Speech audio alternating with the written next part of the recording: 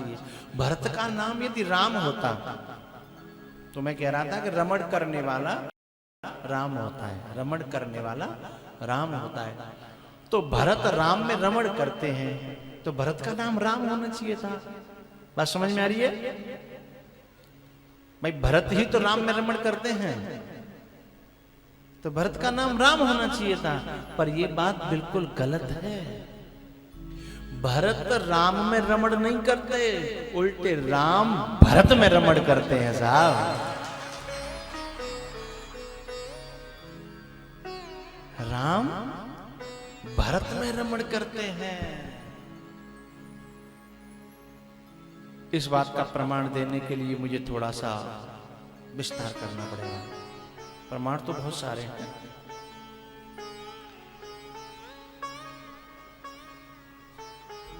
हनुमान के हृदय में राम रमण करते हैं। हनुमान के हृदय में राम रमण करते हैं। एक बार भगवान राम ने हनुमान जी से पूछा, हनुमान एक बात बताओ,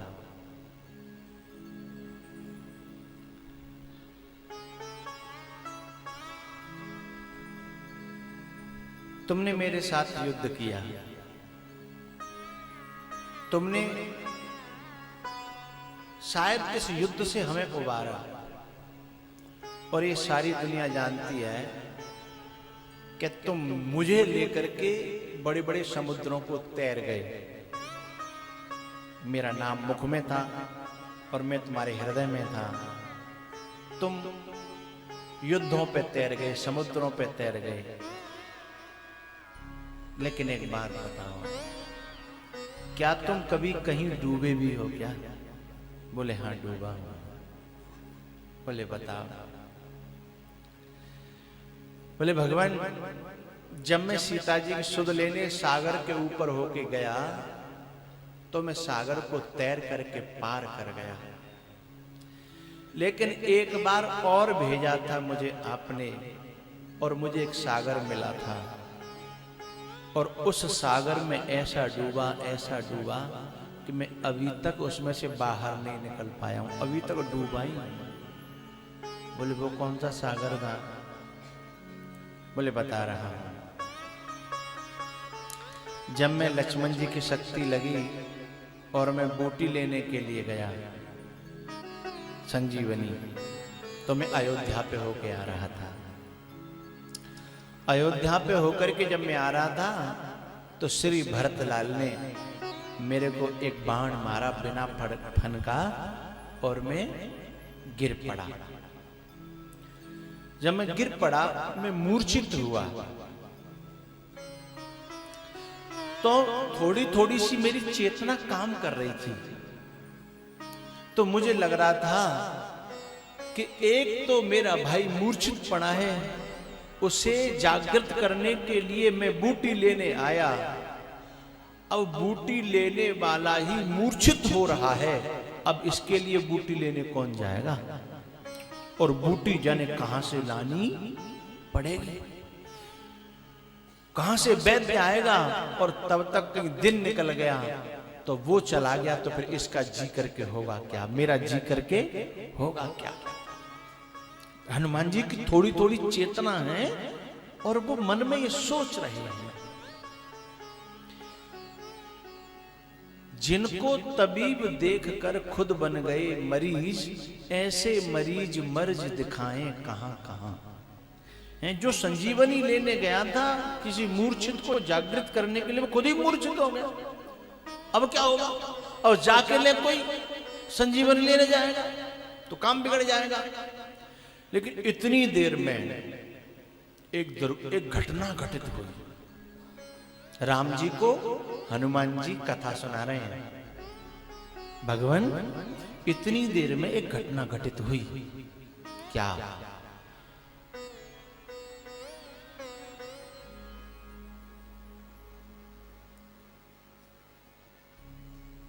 मेरी मूर्छा, मैं शरीर तो शिथिल था पर मेरे अंदर दिमाग थोड़ा थोड़ा काम कर रहा था, मेरे कान भी काम कर रहे थे, बाहर क्या हो रहा था मुझे समझ में आ रहा था। जैसे आदमी कोमा में चला जाता है ना, तो उसे सुनाई सब पड़ता है लेकिन उसकी इंद्रियां काम नहीं करती। इतनी देर में क्या हुआ, एक घटना घटित हुई। क्या? आपका एक बहुत बड़ा प्यारा, बहुत बड़ा दूत मेरे नजदीक आया और उसने मेरे पास बैठ करके केवल एक ही बात कही,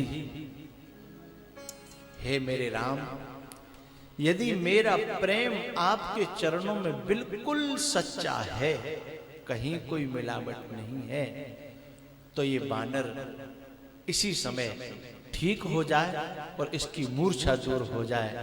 ये बात उसने कही और भगवान, एक मिनट तो बड़ी बात है, कुछ सेकंडों में ही मेरा शरीर काम करने लग गया और मैं ठीक हो गया।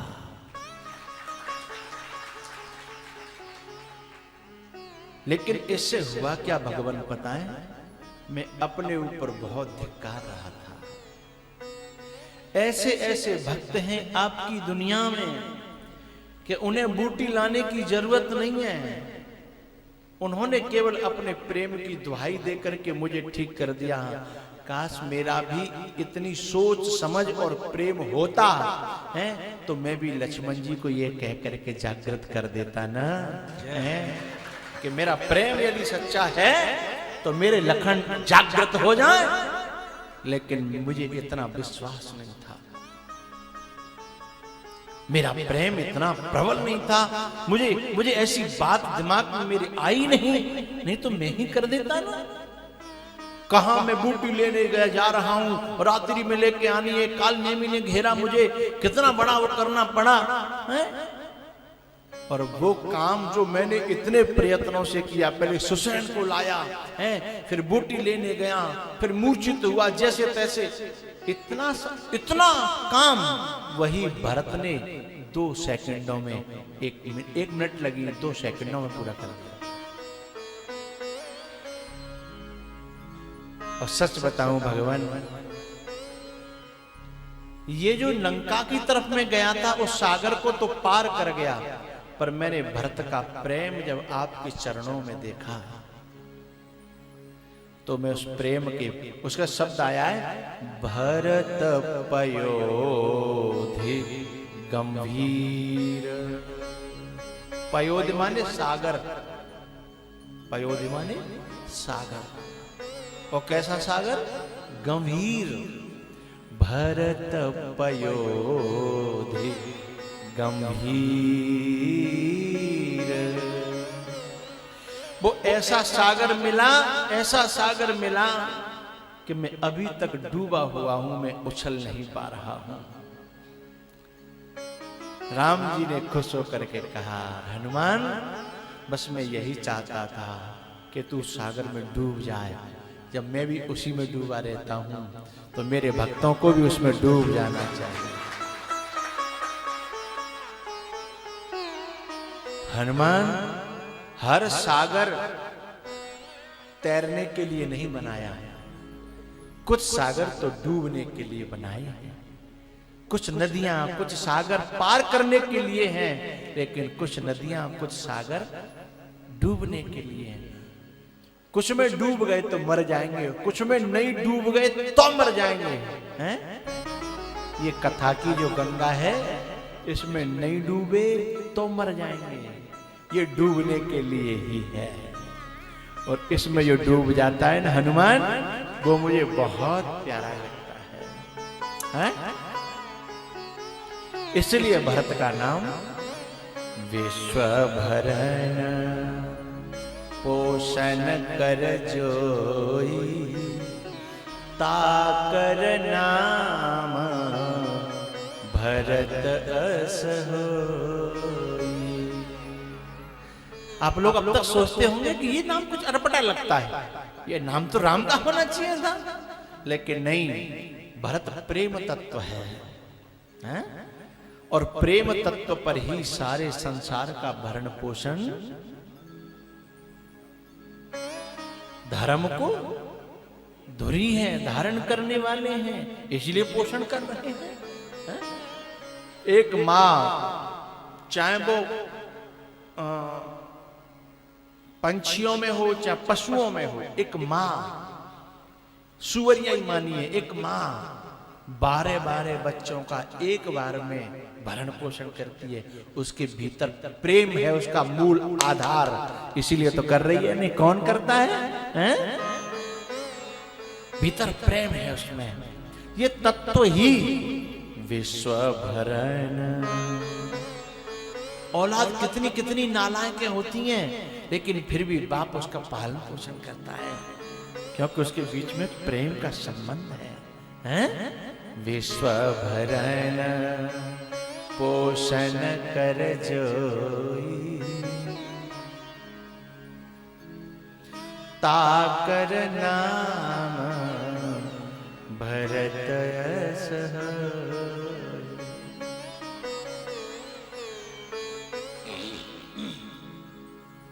ए बेटा, वो कैमरे में वो रिकॉर्ड करना, चश्मा लगाए हुए बाबा बैठे हैं।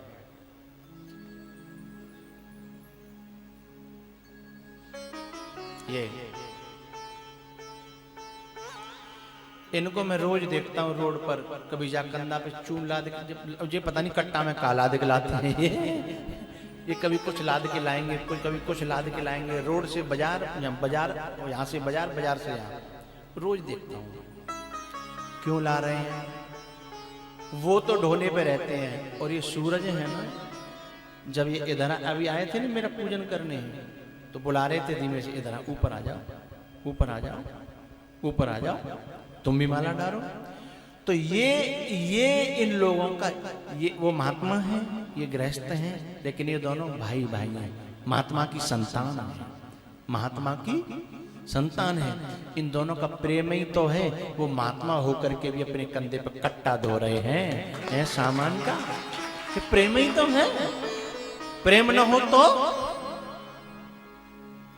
इसलिए कहा विश्व भरण पोषण कर जोई, ताकर नाम भरत यश होई, ताकर नाम भरत यश होई।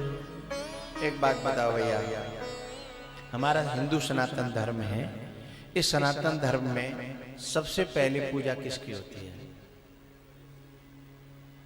गणेश जी की होती है भैया, सभी जानते हैं इस बात को। सबसे पहली पूजा गणेश जी की होती है। तुलसीदास जी को भी सबसे पहले गणेश जी की पूजा करनी चाहिए थी। गणेश जी की पूजा सभी करते हैं, लेकिन जैसे ही सबसे पहले वंदना की बात आई ना, तो पता है तुलसी बाबा चक्कर खा गए। क्या शब्द लिया उन्होंने? प्रणवं प्रथम भरत के चरना, प्रणवं प्रथम। सेकंड नहीं, थर्ड तो है ही नहीं, फोर्थ का तो कोई काम ही नहीं है। राम भी कहां चले गए हैं? सीता जी कहां चली गई? प्रणवं, बोलो प्रथम, शब्द बुलवाना चाह रहा हूं। प्रणवं प्रथम भरत के चरना, जासुनेम व्रत जाहिन बरन। प्रणवं प्रथम भरत के चरना, जासुनेम व्रत जाहिन बरन।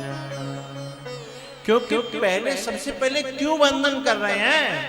क्योंकि सृष्टि में कीड़ा से लेकर के हाथी तक, जीव से लेकर के ब्रह्मा तक, हैं, सबको एक एक चीज की मांग है, प्रेम की मांग है।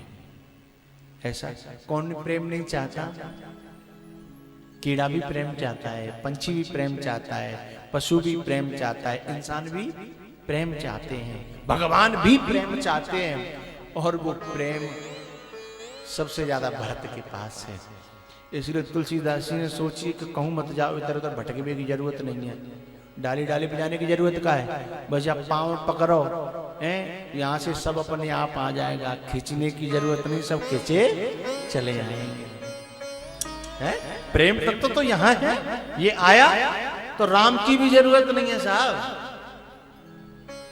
राम ही केवल प्रेम प्यारा, राम ही के जब जब जब भरत हमारे अंदर समा जाएगा, भरत हमारे अंदर प्रकट होने लगेगा, भरत तत्व हम में आ जाएगा, तो फिर भगवान को बुलाने की जरूरत पड़ेगी? बिल्कुल जरूरत नहीं पड़ेगी। अरे भैया सबरी कहाँ गई बुलाने, सुतिचढ़ कहाँ गया, सरभंग कहाँ गए, अगस्त कहाँ गए, अपनी कुटिया पे रहे। भरत तत्व को भीतर प्रकट किया, और जब वो भीतर प्रकट हो गया ना, वो प्रेम, वो भाव, वो तत्व, तो स्वयं प्रभु चल करके उनकी कुटियाओं पे दर्शन देने के लिए आए। तो विश्व भरण पोषण कर जोई, ताकर नाम भरत यश होई। विश्व भरण पोषण कर जोई, ताकर नाम भरत यश होई।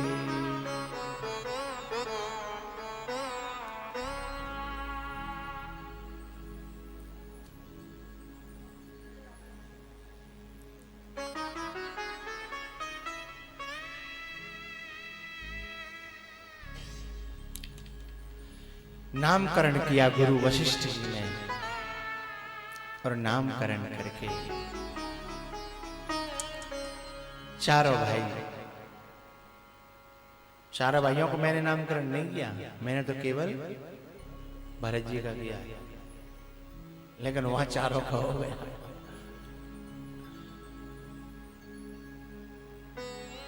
थोड़े से प्रभु बड़े हुए हैं चारों भाई।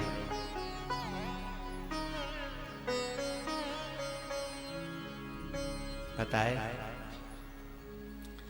गुरु जी के यहाँ शिक्षा ग्रहण करने के लिए गए, वशिष्ठ जी के यहाँ।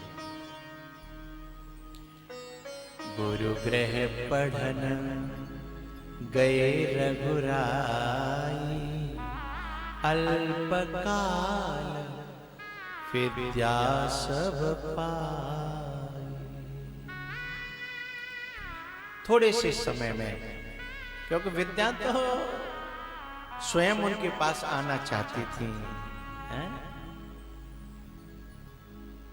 जाकी श्वास, जिसकी श्वासों में ही वेदों की ऋचाएं बहती हैं,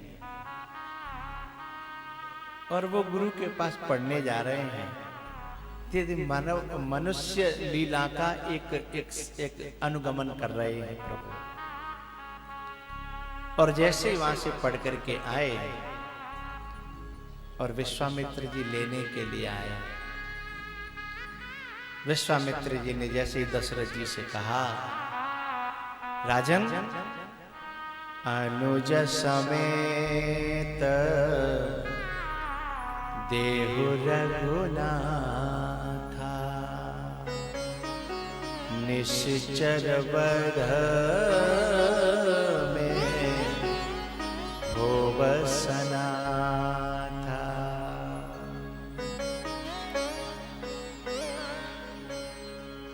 राजन मुझे अनुज के साथ में रघुनाथ को दे दो। अब यहाँ दशरथ जी कितने नाराज हुए, मैं कई बार आपको सुना चुका हूं। उन्होंने कहा, वाह तुम भी अजीब आदमी, अजीब महात्मा। अरे कोई गैया मांग लेते, कोई दौलत मांग लेते, कोई राजपाट मांग लेते, है? राम कोई मांगने की चीज है?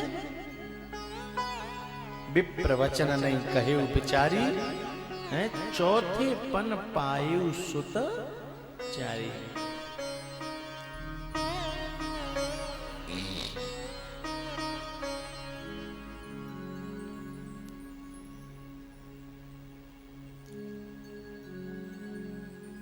भैया दशरथ जी महाराज ने जब बहुत आनाकानी की तो वशिष्ठ जी महाराज की तरफ विश्वामित्र जी ने इशारा किया कि अपने चेला समझाओ, हम कोई निर्लेप ना ले जा रहे, हम निर्लेप ना ले जा रहे, हम तो लौटावे के ले और बढ़ाए के ब्याज सहित 2 के 4 और 4 के 8 बना करके दे जाएंगे, जैसे समझ आओ तो सही है।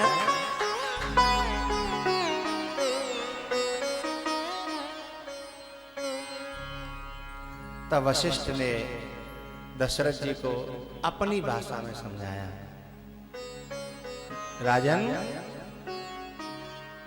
यूं बताओ, अपने बच्चों का विवाह करना चाहते हो कि नहीं करना चाहते? बोले आप विवाह तो करना ही है। तो बोले कोई बिचौलिया आया है? तो बोले बुला के लाओ ना। बोले तुम्हारे सामने खड़े हैं, यही तो है। बिन समझी को कोई और आयो? अच्छा अच्छा अच्छा जे विश्वामित्र जी बोले हाँ। अरे तो आपने बताया क्यों नहीं? मैं 2 क्या, मैं तो 4 दे दूं। मैं 2 ही पुत्र देने हैं कि 4 देने? आप तो आज्ञा दो हैं? और विश्वामित्र बोले आप तो आज्ञा करिए। बोले तब ते क्या कर रहे हम? तब ते गांव की भाषा हमको भूसा में लटक दे रहेगा। तब से यही तो कह रहे थे हम, पर आपकी समझ में बात आ नहीं रही थी।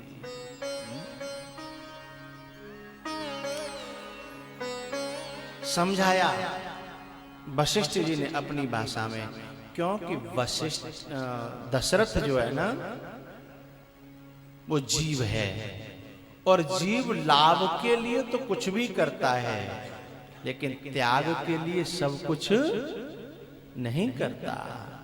लाभ के लिए कुछ भी करता है। अनुज समेत देहु रघुनाथा।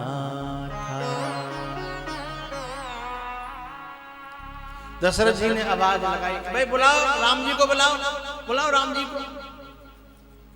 एकदम अंदर रनवास में खबर फैली कि कोई साधु राम जी को लेने आए हैं, राम जी को लेने आए हैं।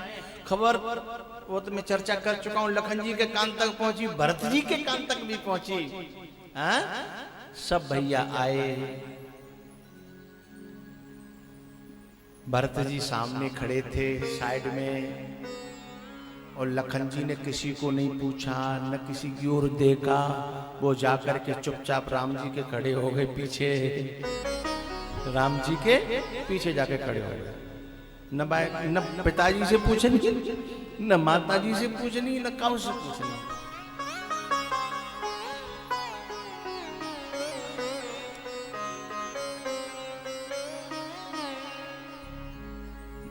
भरत जी साइड में थे। राम जी ने भरत जी की ओर देखा, तुमको बुरा तो नहीं लग रहा ना? भरत जी ने हाथ जोड़ लिए, भगवान आप बुरे की बात कहते हो, आपकी खुशी में तो मुझे इतना अच्छा लगता है, इतना अच्छा लगता है। इस बात का प्रमाण भरत जी ने वनवास में दिया है। यहां मैं थोड़ा छू दूं उसको। इस बात का प्रमाण, जिस समय चित्रकूट पे सभाएं हो रही थी, यहीं पे जहां हम बैठे हैं, चित्रकूट कहने में ऐसा लगता है कहीं अंतर, फिलहाल तो हम वहीं पे हैं। जिस समय यहां सभाएं हो रही थी, तो हुआ क्या, वशिष्ठ जी ने, सबने वशिष्ठ जी के ऊपर डाल दिया कि भाई सबसे बड़े हैं, साक्षात सेकंड ब्रह्मा है वशिष्ठ जी महाराज, इनकी बात कोई नहीं टालेगा। और भरत यदि लौटा के राम को ले चले तो मामला गड़बड़ हो जाएगा। उनको तो पता था कि राम का अवतार किसके लिए हुआ है। भीतर ही भीतर भरत जी अपने गुरुजी से ज्यादा संतुष्ट नहीं थे। क्यों? क्योंकि भीतर ही भीतर वशिष्ठ जी राम की मदद कर रहे थे। नहीं समझ में आ रही? जैसे पितामह भीष्म, समझ में आ गई, शरीर से कौरवों में और भीतर से पांडवों में थे। है? ऐसे अंतर मन से वशिष्ठ जी राम की तरफ है और वनवास के पक्ष में, राम को लौटाने के पक्ष में है ही नहीं, लेकिन चल रहे हैं भरत के संग में। जैसे जब वोट पड़ते हैं ना तो लोग जाकी गाड़ी में बैठे हैं, जरूरी ना है कि वो भाई को प्रचार कर रहे हैं। लोग जिसकी गाड़ी में बैठे होते हैं और दूसरे पैसे खा रहे होते हैं और वो कहते हैं कि हम बाकी गाड़ी में जाएंगे कि भीतर ही भीतर प्रचार तुम आओ करके आएंगे, चिंता मत करियो, पर बिन की गाड़ी में जान दो हमें। हैं? वशिष्ठ जी लमसम ये कार्य कर रहे थे। बाहर से किसके साथ चल रहे हैं? भरत जी के संग। और भीतर ही भीतर हार्दिक भाव ये है कि कैसे राम लौट नहीं आए हैं। इसलिए भरत जी महाराज भीतर ही भीतर थोड़े से वशिष्ठ जी से असंतुष्ट हैं। एक मैं गहरी बात खोल रहा हूं आपको, थोड़ा बुरा ना लगे। वशिष्ठ जी के प्रति जिनकी श्रद्धा है वो श्रद्धा को कायम रखना। ऐसा मत समझना वशिष्ठ जी कुछ गलत कर रहे हैं, गलत नहीं कर रहे, क्योंकि वशिष्ठ जी जो कछु कर रहे हैं राम रुक जाने। वशिष्ठ जी तो रघुवंश की पुरोहिताई को छोड़ करके हजारों वर्ष पहले ही चले गए होते, पर भगवान ने कहा था, वशिष्ठ जी की भक्ति में भी बहुत दम थी। भगवान ने कहा था कि मैं आ रहा हूं, थोड़ी सी मेरी मदद कर देना, क्योंकि तुम वंश के गुरु हो, तुमने एक मदद कर देगो तो मेरी नैया पार रह जाएगी। अंतर मन पता है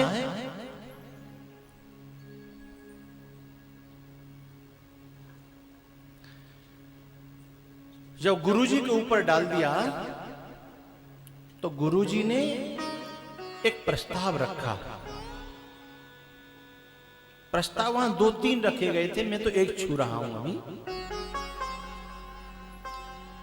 गुरुजी ने यह प्रस्ताव रखा कि भाई तुम भैया भैया हो, 2 भैया तुम हो और 2 भैया वे हैं, तुम चारों भाई भाई हो। और भाई भाई कभी कभी आपस में सुख दुख का बंटवारा भी तो कर लेते हैं। बात समझ में आ रही? भाई भाई आपस में सुख दुख का बंटवारा कर लेते हैं। भाई भैया को दुख अपनो दुख, भैया को सुख अपनो सुख, और सुख दुख का बंटवारा करे वही तो भाई है। निकाय का भाई है।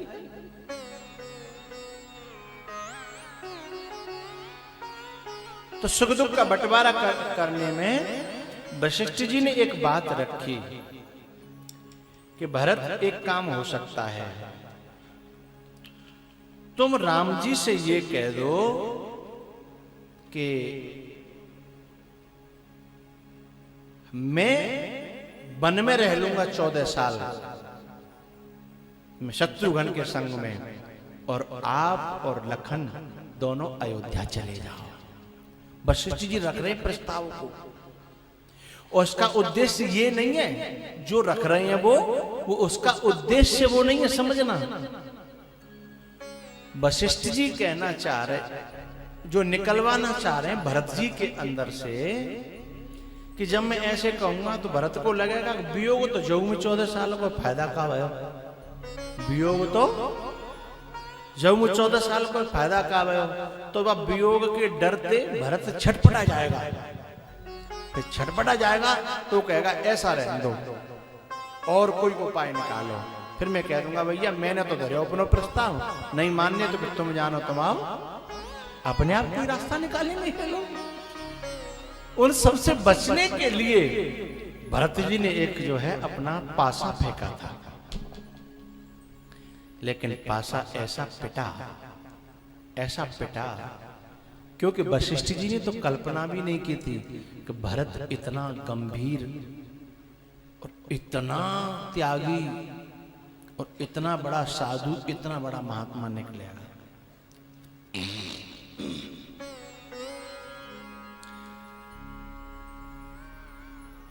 वशिष्ठ जी महाराज ने भरत जी से जब ये कहा कि तुम कानन गवनहु दो भाई, वशिष्ठ जी कह रहे हैं भरत जी से कि तुम कानन गवनहु दो भाई, बहुरहि लखन, बहुरहि माने लौटाई, बहुरहि लखन सिय रघुराई, बहुरहि लखन सिय रघुराई, तुम कानन गवनहु दो भाई। जैसे ये बात कही वशिष्ठ जी चेहरा देख रहे थे भरत का कि छटपटाएगा अब ये, वियोग तो जो का त्यों रहा, फायदा क्या रहा। और जब उत्तर आया ना तो छटपटाना तो भरत को चाहिए था और छटपटाए गुरु जी महाराज। उत्तर क्या था? गुरुजी, यदि मेरे वन में रहने से राम का राज्य हो जाए, भगवान वापस हो जाए, तो गुरुजी केवल 14 बरस की बात नहीं कर रहा। कानन करहूं जन्म भरि बासु, कानन करहूं जन्म भरि बासु।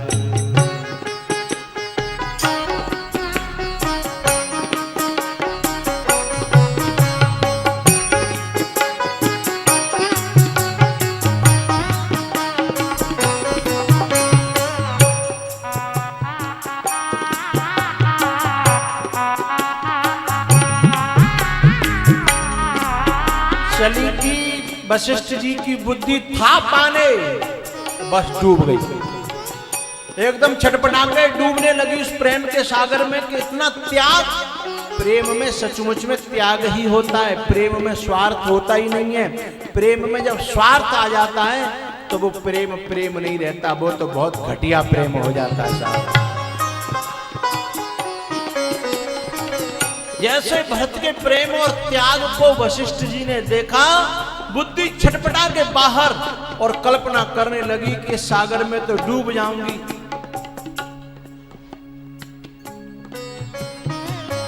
जैसे भरत जी ने कहा,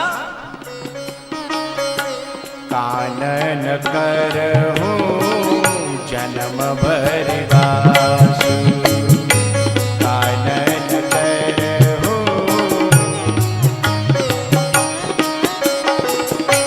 भरत महा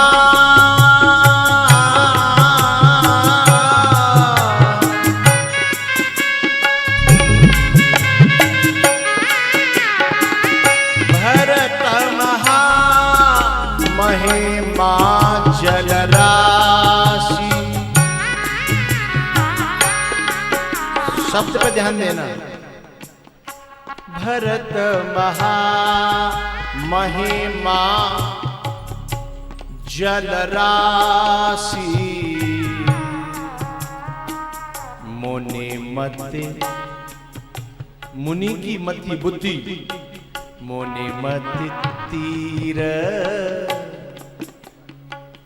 ठाड़ अवलासी, मुनि मति तीर।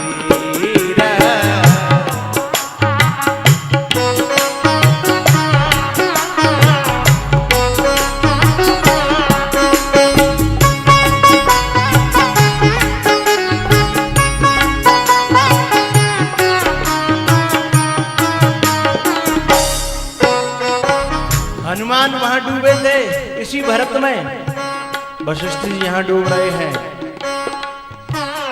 गाच है पार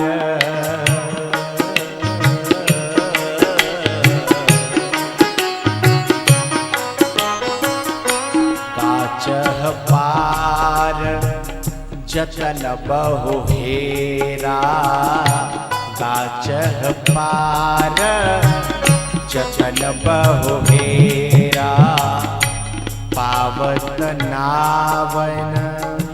पार होने के लिए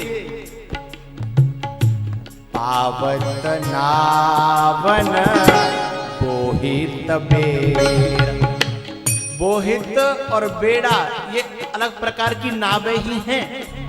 कोई बेड़ा, कोई नाव, कोई बोहित नहीं, कोई जहाज नहीं दिख रहा। काच पार जतन बहु हेरा, पावत नावन बोहित बेड़ा।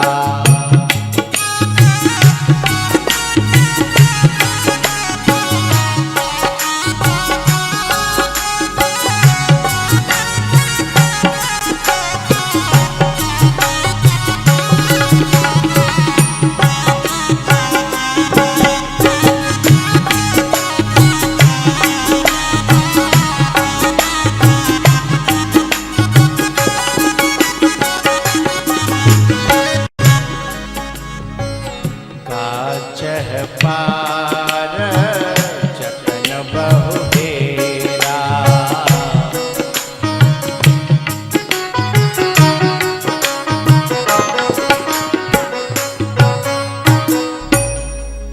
बात कहाँ चल रही है? अभी चित्रकूट पे कथा नहीं पहुंची है, हम पहुंच गए चित्रकूट पे। कथा नहीं पहुंची है अभी। कथा तो हाँ अयोध्या में ही है अभी। मैं बात ये कहना चाह रहा था कि लोगों को ये भ्रम था कि भरत राम के शरीर से क्लोज हैं। भरत राम के शरीर से क्लोज हैं, ये भ्रम था लोगों को। ये भ्रम तोड़ दिया भरत जी ने। एक बार नहीं, कईयों बार तोड़ा है। एक बार नहीं, कईयों बार तोड़ा है। जैसे लखन जी पीछे आके खड़े हो गए तो लखन तो थोड़े से चंचल हैं। लखन लघु लोने हैं, लखन लघु लोने छोटे चंचल हैं।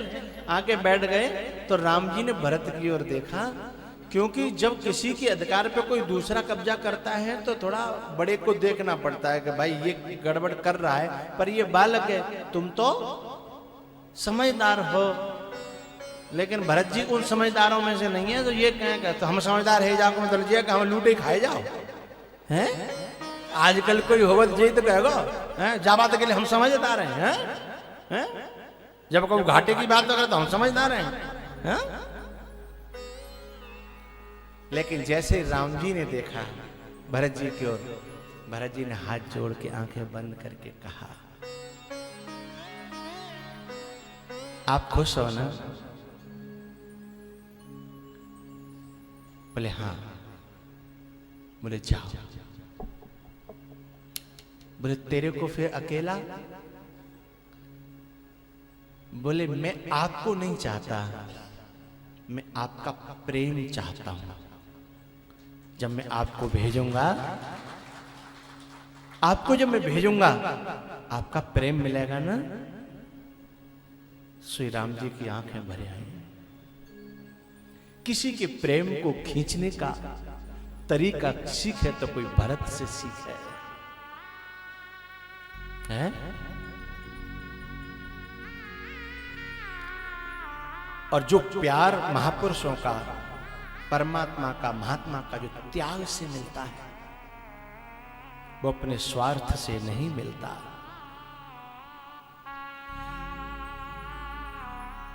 पता है राम जी के शरीर के संग में तो लखन है, पर राम जी के दिल के भीतर भरत घुस गए हैं। राम जी के शरीर के संग लखन चल रहे हैं, लेकिन मन के भीतर में घुस गए भरत। अपने नेचर से, अपने त्याग से, अपनी शीलता से, अपने समर्पण से। समर्पण ज्यादा बोलता नहीं है, शीलता ज्यादा बोलती नहीं है, भक्ति ज्यादा बोलती नहीं है। समय आने पर कुछ ऐसा कर जाती है भक्ति, समय आने पर प्रेम कुछ ऐसा कर जाता है कि त्यागी बन जाता है, और वो त्याग ही दिल में जगह प्राप्त कर लेता है।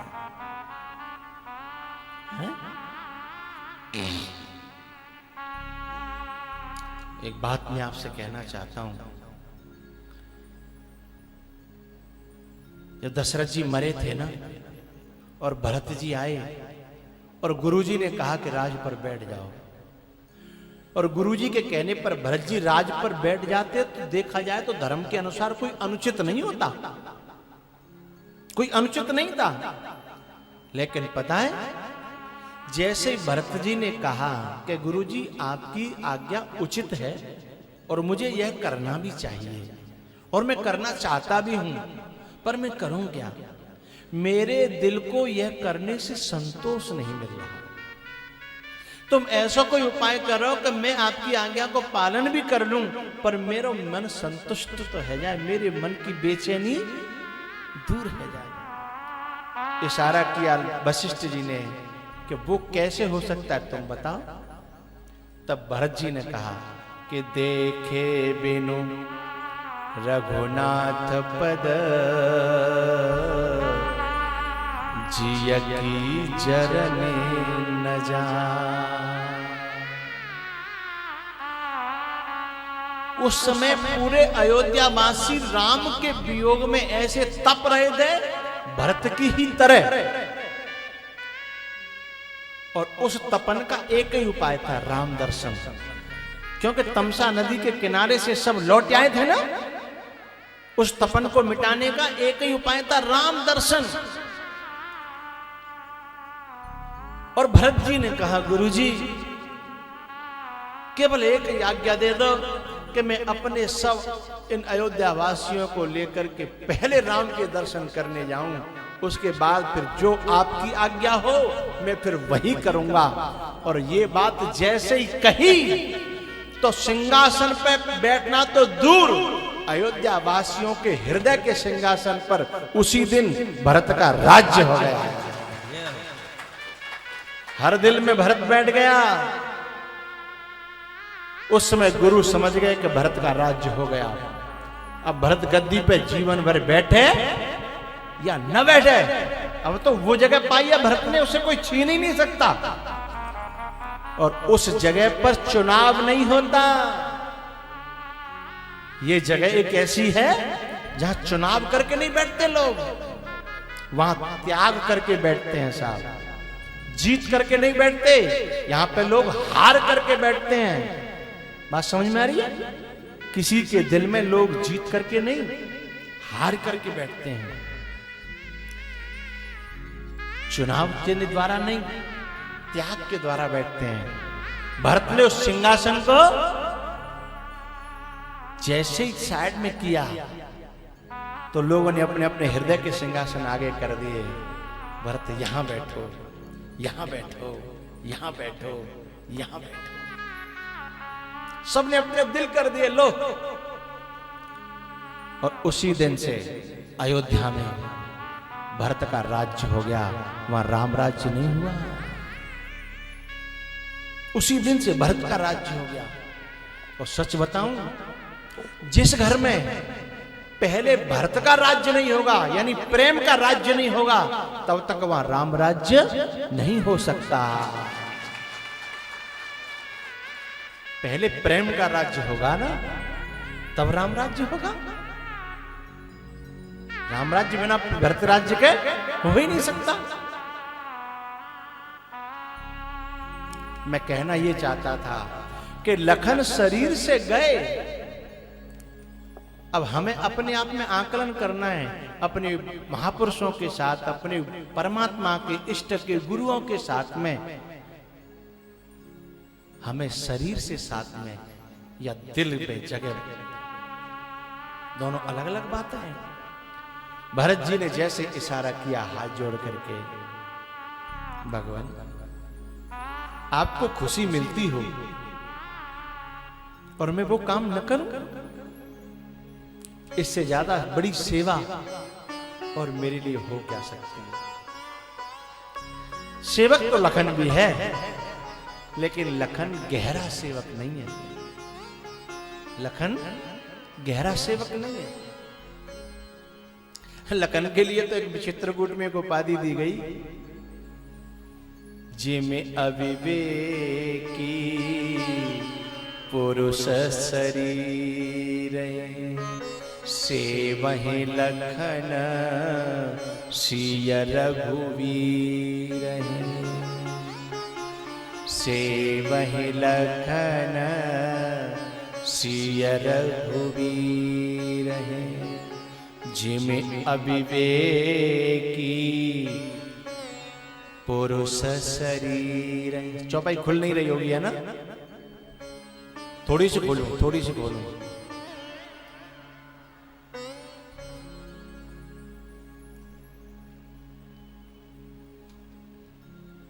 महात्मा, पहलवान और नारी। महात्मा, पहलवान और नारी। महात्मा इस शरीर को सुखाता है और अंदर के अपने सूक्ष्म शरीर को बलवान बनाता है।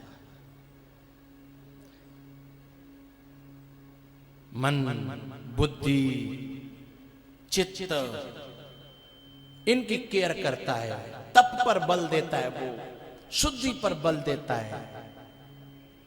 शरीर की नहीं, वो तो नहाते नहीं है महीनों, घोंसले रख लेती है चिड़ियां जटाओं में, लेकिन वो किसी न किसी को पुष्ट कर रहे हैं, किसी न किसी की सेवा में लगे हैं। अपने सूक्ष्म शरीर को, अपने आत्मबल को बढ़ा रहे हैं, पुष्ट कर रहे हैं, उसकी सेवा कर रहे हैं। दूसरे नंबर पर आया पहलवान। वह भी दिन और रात कितना मालिश करता है, कितना मेहनत करता है, कितना खावा पीवी करता है, हैं? इस शरीर की बल को बढ़ा रहा है, लेकिन उसे वो सूक्ष्म जगत की जानकारी नहीं है। वो सब खत्म हो रहा है उसका, लेकिन जाप पे लगे हुए, लेकिन वो फिर भी अपने शरीर को तो बना रहा है। शरीर को निरोग रखने के लिए ठीक है। महात्मा तो विवेकी है, लेकिन ये पहलवान अविवेकी है। शरीर को इसने सब कुछ मान रखा, और शरीर से संसार में जो थोड़ी सी वाहवाही मिल जाती है थोड़ी, उसको इसने मान रखा है। ये में अविवेकी पुरुष शरीर है। और उसके बाद में फिर आई नारी। नारी शरीर की निरोगता पर भी ध्यान नहीं देती, वह केवल शरीर अच्छा दिखे कैसे, रोगी रहे या निरोगी रहे, उससे भी लेना देना नहीं। पहलवान तो कम से कम ये देखता है कि दिखे कैसा भी, लेकिन शरीर में बल होना चाहिए। लेकिन नारी वहां से भी नीचे चली जाती है, उसे इससे लेना देना नहीं है, रोगी है चाहे निरोगी है। लेकिन जब हम बाहर निकलें किसी मेला में या किसी फंक्शन में, तो हम सबसे अच्छे दिखें। समझ में आ रही बात? एक से एक से। लेकिन मैं ये बात सब नारियों के लिए नहीं कह रहा। सबरी तो अलग है, कौशल्या तो अलग है, अनुसुईया तो, मैं संसार की साधारण नारी की बात कर रहा हूं जे में अविवेकी पुरुष शरीर है, जो केवल शरीर हमारा दिखना चाहिए अच्छा, सबसे निम्न, पहलवान थोड़ा सा ऊपर,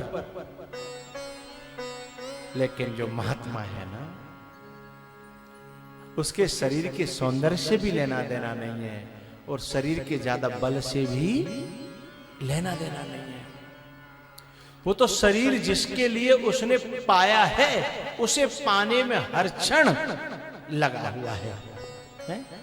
तो लक्ष्मण जी के बारे में कहा, लक्ष्मण जी बाह्य सेवा में है, लेकिन राम जी की अंदर की सेवा में भरत लगे हैं। समझ रहे हो? कोई नारी है अपने पति की सेवा कर रही है शरीर से, हैं? और भीतर से टॉर्चर कर करके दिमाग ऐसा कर दिया आदमी का कि बेचारों पागल खाने में भर्ती है, ने का दे रहे शरीर से दयादनानंद सेवा कर रही है, कपड़े धोना है, ये करना है, वो करना है, पर अंदर से आदमी हाथ जोड़ो के जा सेवा दे तो भगवान जाते कंटी काट दे तो ही बढ़िया है, जाते कंटी कट जाए तो ही बढ़िया है। आदमी की हालत खराब कर रखी है।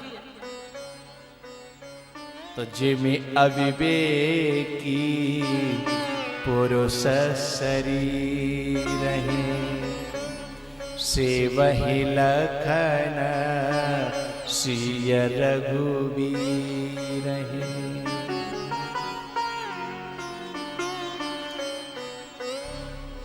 से वही भरत, चौपाई रामायण की नहीं है, मैं अपना भाव कह रहा हूं। से वही भरत सिय रघुवीर है, जैसे विवेकी, अविवेकी नहीं, जैसे विवेकी, जैसे विवेकी पुरुष शरीर है। विवेकी लोग पुरुष, जो पुरुष हैं वे शरीर का परमात्मा प्राप्ति के लिए केवल उपयोग करते हैं, वो शरीर के लिए नहीं जीते, शरीर को उसके लिए इस्तेमाल करते हैं। बात समझ में आ रही है? पीछे तक भी आ रही है कि नहीं? पीछे तक। तो जो सच्चा सेवक होता है ना, वो अपने मालिक की मानसिक सेवा करता है? और मानसिक सेवा हो गई तो शरीर तो वैसे ही ठीक ठाक रहेगा, हैं? और मानसिक ही गड़बड़ हैगो तो शरीर की सेवा कितनी करोगे, फिर ये रहने वाला नहीं है। वैसे देखो, बुरा मत मानना,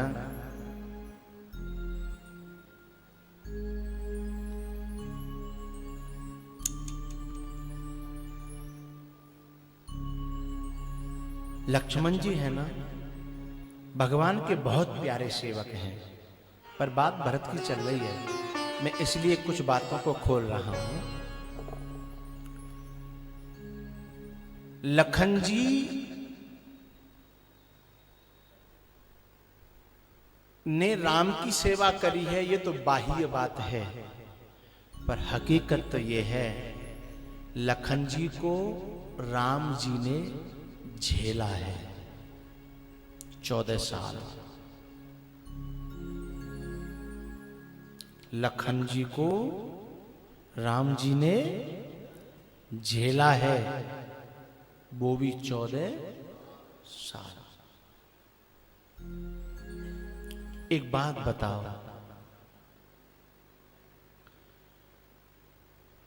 यदि लखन की जगह कोई और होता और उनके भरत की तरफ कोई उंगली उठा देता और उन्हीं के सामने, राम जी के सामने, जब भरत ने चित्रकूट पर ये कही है, वो लखन जी ने जब ये कही है कि मैं आज इस केकई के पुत्र को बता दूंगा कि लखन क्या है।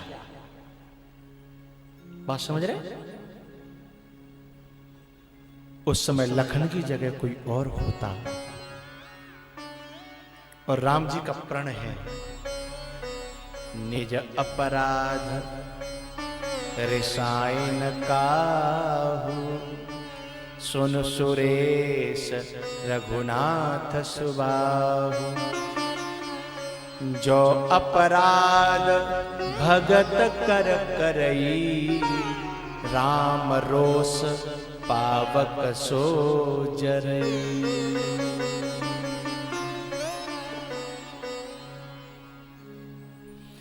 मैं ये कहना चाहता हूं